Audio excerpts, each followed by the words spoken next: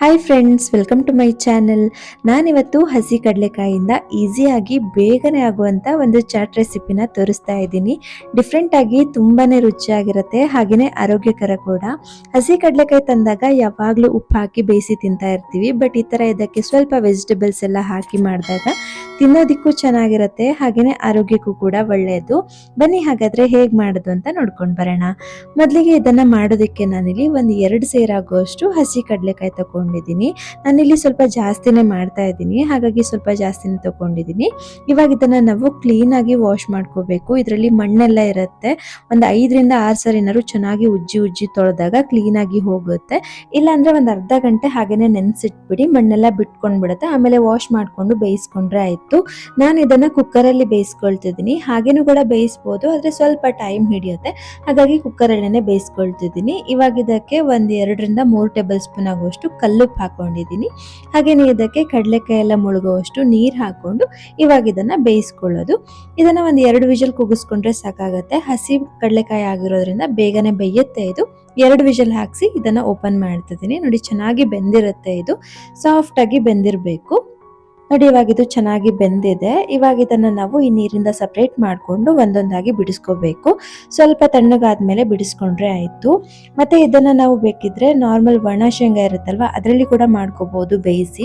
ಆದ್ರೆ ಅದ್ರ ಟೇಸ್ಟೇ ಬೇರೆ ಇರುತ್ತೆ, ಇದ್ರ ಟೇಸ್ಟೇ ಬೇರೆ ಇರುತ್ತೆ. ಸಿಗೋದಾದ್ರೆ ಇದ್ರಲ್ಲೇನೆ ಮಾಡ್ಕೊಳ್ಳಿ, ಚೆನ್ನಾಗಿರುತ್ತೆ. ಇದು ಸಾಫ್ಟ್ ಆಗಿ ತಿನ್ನೋದಕ್ಕೂ ಕೂಡ ತುಂಬಾ ಚೆನ್ನಾಗಿರುತ್ತೆ. ಎಲ್ಲಾನು ಇದೇ ತರ ಬಿಡಿಸ್ಕೊಂಡಿದ್ದಾದ್ಮೇಲೆ ಇದಕ್ಕೆ ಒಂದು ಈರುಳ್ಳಿನ ಈ ತರ ಚಿಕ್ಕದಾಗಿ ಕಟ್ ಮಾಡಿ ಸೇರಿಸ್ಕೊಂಡಿದ್ದೀನಿ, ಚಿಕ್ಕ ಈರುಳ್ಳಿ. ಮತ್ತೆ ಇದಕ್ಕೆ ಒಂದು ಅರ್ಧ ಸೌತೆಕಾಯಿನ ಈ ತರ ಕಟ್ ಮಾಡಿ ಸೇರಿಸ್ಕೊಂಡಿದ್ದೀನಿ. ಮತ್ತೆ ಇದಕ್ಕೆ ಒಂದು ಅರ್ಧ ಟೊಮೆಟೊನ ಕಟ್ ಮಾಡಿ ಸೇರಿಸ್ಕೊಂಡಿದ್ದೀನಿ. ಮತ್ತೆ ಇದಕ್ಕೆ ಒಂದು ಕ್ಯಾರೆಟನ್ನ ಈ ತರ ತುರಿದ್ಬಿಟ್ಟು ಸೇರಿಸ್ಕೊಳ್ತಿದ್ದೀನಿ. ಇದನ್ನೆಲ್ಲ ನಿಮ್ಗೆ ಎಷ್ಟು ಬೇಕು ಅಂತ ನೋಡ್ಕೊಂಡು ಸೇರಿಸ್ಕೊಳ್ಳಿ. ಸ್ವಲ್ಪ ಜಾಸ್ತಿ ಹಾಕಿದ್ರೂ ಕೂಡ ಚೆನ್ನಾಗಿನೇ ಇರುತ್ತೆ. ನಂತರ ಇದಕ್ಕೆ ಖಾರಕ್ಕೆ ಸ್ವಲ್ಪ ಹಸಿಮೆಣಸು ಹಾಗೇನೆ ಸ್ವಲ್ಪ ಕೊತ್ತಂಬರಿ ಸೊಪ್ಪನ್ನ ಸೇರಿಸ್ಕೊಳ್ತಿದ್ದೀನಿ. ಹಾಗೇನೆ ಇದಕ್ಕೆ 1 ಟೇಬಲ್ ಸ್ಪೂನ್ ಆಗುವಷ್ಟು ಸ್ವೀಟ್ ಚಟ್ನಿನ ಸೇರಿಸ್ಕೊಳ್ತಿದ್ದೀನಿ. ಇದನ್ನ ಹಾಕೊಳ್ಳೋದ್ರಿಂದ ತುಂಬಾನೇ ಚೆನ್ನಾಗಿರುತ್ತೆ ಟೇಸ್ಟು.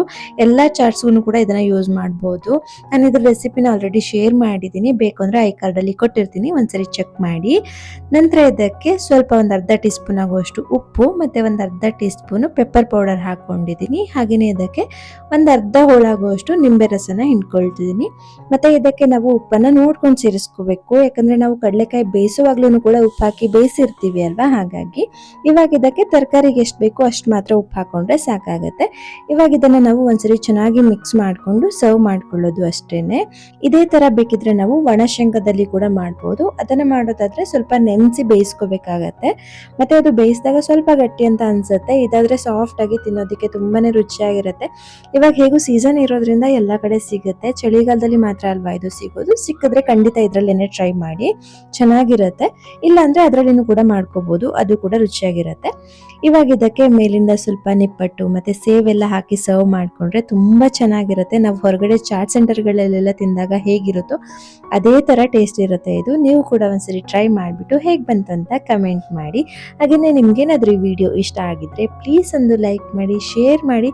ಹಾಗೆ ನೀವೇನಾದ್ರೂ ಇನ್ನು ನನ್ನ ಚಾನಲ್ಗೆ ಸಬ್ಸ್ಕ್ರೈಬ್ ಆಗಿಲ್ಲ ಅಂದ್ರೆ ಇವಾಗಲೇ ಸಬ್ಸ್ಕ್ರೈಬ್ ಮಾಡಿಕೊಂಡು ಸಪೋರ್ಟ್ ಮಾಡಿ ಅಂತ ಹೇಳ್ತಾ ಸಿಗೋಣ ಮುಂದಿನ ವಿಡಿಯೋದಲ್ಲಿ. Thanks for watching.